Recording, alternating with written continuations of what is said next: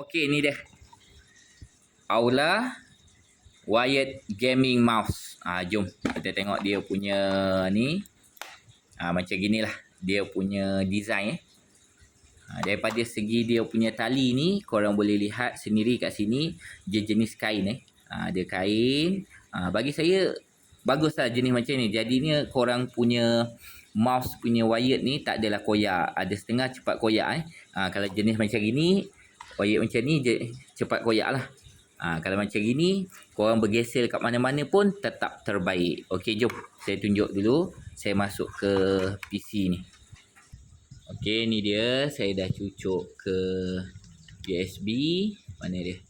Tak nampak pula. Okey ni. Saya cucuk ke USB. Macam ni. Dia berlampu semat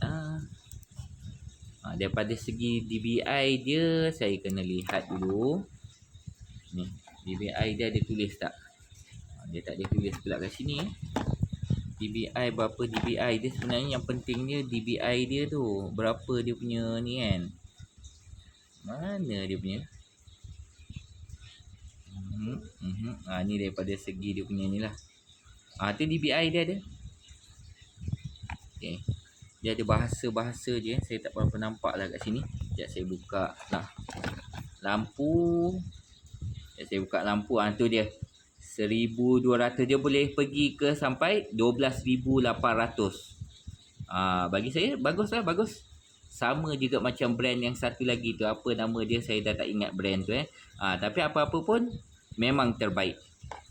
Korang boleh setting lah. Setting kat sini sama juga macam brand sebelum ni. Yang ni untuk naik DBI dia, ni untuk turun. Okey lah. Apa-apa korang berminat boleh tekan saja di link saya sediakan. Okey, ciao. Assalamualaikum. Terbaik, terbaik.